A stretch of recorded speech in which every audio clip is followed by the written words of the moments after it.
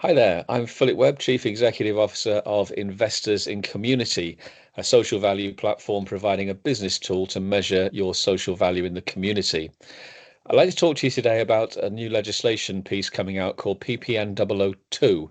That doesn't mean anything to anybody not in the trade, I'm sure. So PPN 002 mandates any organisation supplying a government contract or involved in a government supply chain, that's local government, that's councils, that's national government, with the exception of the Ministry of Defence.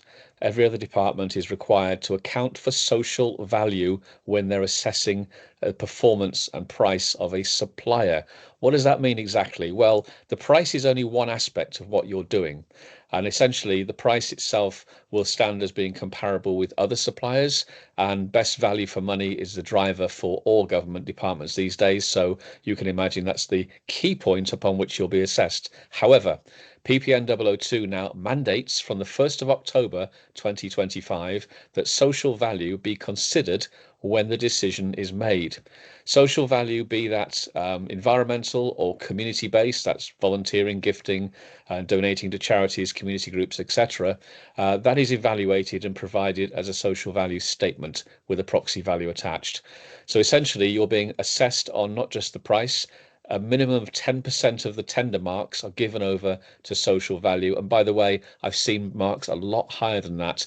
Up to 30% of the awarding marks of a tender are given over to social value where it is community based. So, for you as a business listening to me today, what exactly does that mean? It means if you are a tier one, that's directly supplying local government, councils, or any council organisation, you are now required to formally report your social value, and it will be assessed at a minimum of 10% of the marks of the tender or the supply contract. That's the first thing that happens. So if you're not already doing it, which you probably are, it needs to be formalized. So you need a measurement system.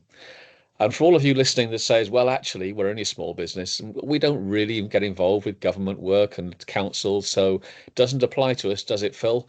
Well, wrong. It does apply to you because you are supplying the suppliers that supply the contract of a government. So being in the supply chain means that the companies responding to the mandatory requirement to report social value are now looking at you in their supply chain saying, hey, what are you doing that can support our social value statements? They want to go with their contract and say, we can provide all of these things to do with social value, and our supply chain also adds this value too. It will give them a competitive advantage. So you're caught in the net, and you will be required at some point to produce reports from your main customers who are supplying government as to what your social value is, how you account for it, and importantly, can you prove it? That's where Investors in Community comes in. We give you the proof platform that allows you to use it and report with confidence, with legal compliance to PPN 002, and that will give you a commercial advantage no matter what size business you are. Thank you.